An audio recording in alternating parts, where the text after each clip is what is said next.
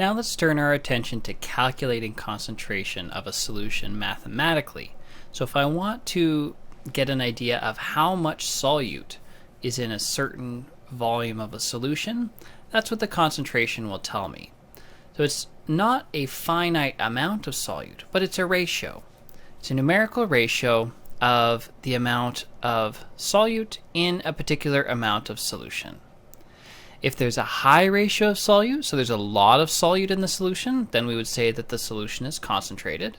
And if there's a low ratio, so there's not very much solute, we would say that the solution is dilute.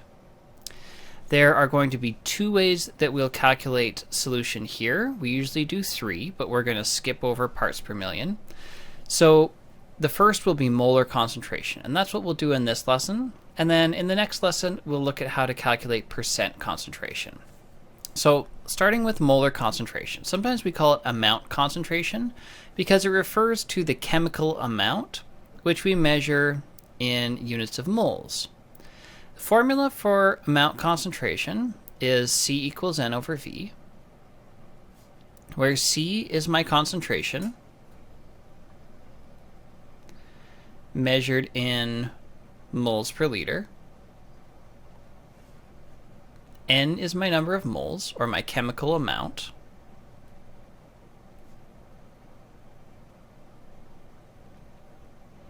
Which is measured in units of moles. And my volume here has to be measured in liters, because if I want my concentration unit to come out in moles per liter, I have to use liters here for my volume. And we'll see right away in our first example that we're going to have to do some conversion, because here we have a volume that's measured in milliliters. We need it in liters. And we just want to remember here too, before I move on, we're also going to have to use our molar mass formula for some of these questions, and that's N equals little m over big M, where N again is my chemical amount, little m was my mass measured in grams, and big M was my molar mass measured in grams per mole. So just keep this in the back of your head. You've learned that in previous chemistry classes, but we're going to need it again. So let's look at our first example. What's the amount concentration of 1.2 moles of barium chloride in 750 milliliters of solution? So what do I have here? This is in moles, so that's a chemical amount. This is a volume, but it's not in the units that I want. And then the substance is barium chloride. I'm looking for the amount concentration. Okay, so I'm looking for the amount concentration. I know my N and I know my V, but it's not in the right units, so we're going to convert it into liters. And we won't go through the work of how to do that each time, but because this is the first time you might have done it in a while, we'll refresh your memory. So if I want to convert 750 milliliters into liters, I can use unit analysis. So I set up my ratio. I'm going to multiply by some ratio. I want the unit of milliliters to cancel. In algebra, things cancel if they're on the top of the fraction and the bottom if they divide by themselves. So to get this unit of milliliters to cancel, I need to put it on the bottom of my fraction. Now, what do I want to turn it into? Well, I need to have a unit of liters. So I want to turn it into a unit of liters. That I want to come out on the top. Now, in order to make this mathematically correct, though, right, so that I'm not doing anything illegal, I need to have these two values be the same. So 1 milliliter is not the same as 1 liter. In fact, it's 1,000 milliliters. That's the same as 1 liter. So what am I doing here? My unit of milliliters will cancel, so it will disappear, divides by itself, and then I'm taking 750, multiplying by 1, dividing by 1,000, so that gives me 0.75 liters.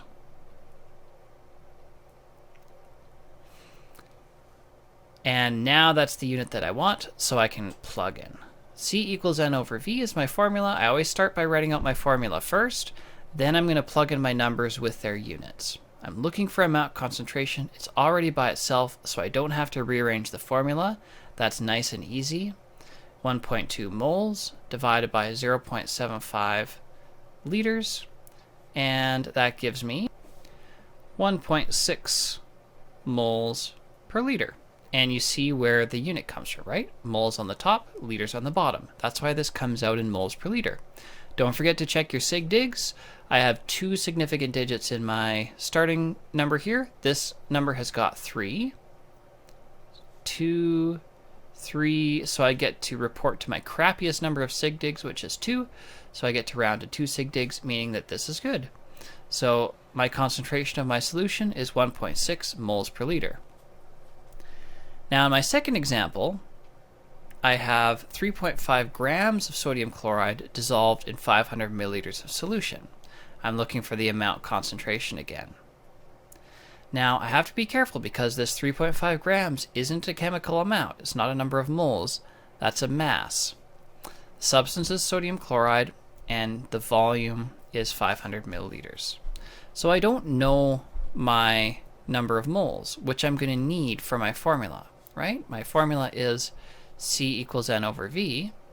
Well, I know the V, I'm looking for the C, I don't know the N. So it looks like I have 2 unknowns. But luckily, I'm being told the mass, and I'm told the identity of the chemical, and so I can figure out what N is. So this is going to be a 2-step problem. The first step, I need to find N. I need to find the number of moles. And to do that, I can use my molar mass formula.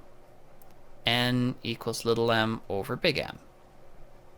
Now I'm being given my mass, 3.5 grams, dividing by the molar mass. Don't fear, this isn't another unknown. We just need to go to our periodic table. So here's my periodic table. My chemical compound that I'm trying to figure out the molar mass of is sodium chloride, NaCl. So it's got 1 sodium, 1 chloride. So remember, it's pretty straightforward. You go here, you're going to look up the atomic mass of sodium. You're going to look up the atomic mass of chloride. Chlorine, chloride are the same. And we're just going to add them together because we have 1 sodium and we have 1 chloride. So 22.99 plus 35.45. We can add those 2 guys together, and that gives us 58.44 grams per mole as my molar mass. So now I can calculate N. So 3.5 divided by 58.44. That gives me 0.059 and a bunch of change. ...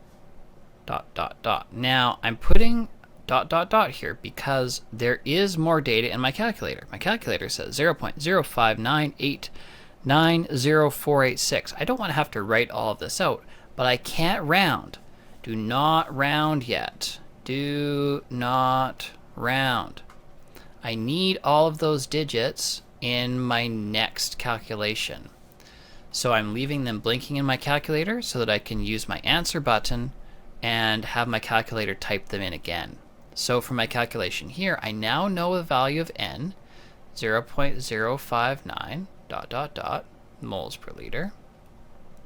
My volume here is 500 milliliters, so we won't go through the work of converting again. You can look at the last example if you need help with that. That's 0.5 liters.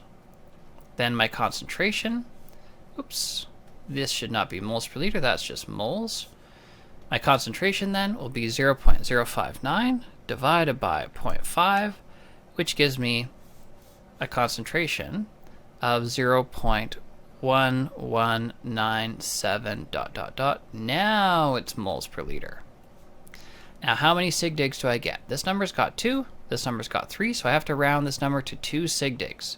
So 0.11, so this will be significant, this will be significant, there's a 9 next door, so it will round up to 0.12 moles per liter.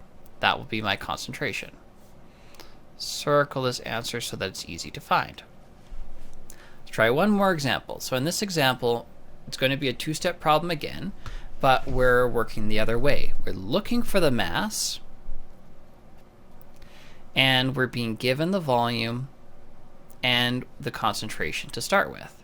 So what mass of glucose should be used to prepare 2.5 liters of 5.45 mole per liter solution? Normally this would be the place where I would say, hey, glucose, that was on your memorized list from Science 10.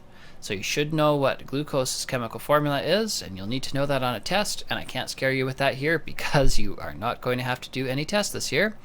But this is fair game. This is something you should know in future chemistry courses. So C6H12O6 is the chemical formula for glucose. Now I'm looking for my mass.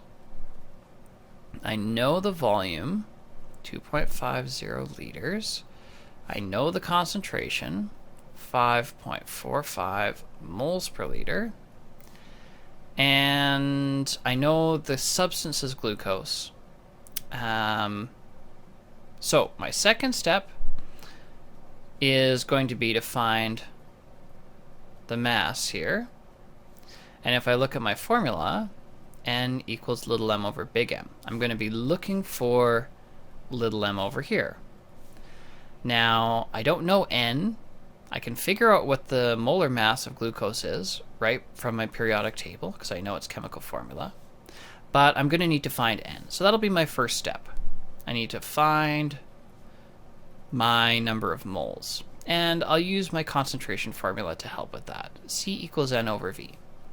Now I do have to do a little bit of algebra here though, because I'm looking for N and it's not by itself. So the thing that's preventing N from being by itself is V. So I can multiply by V on both sides. Those guys will cancel.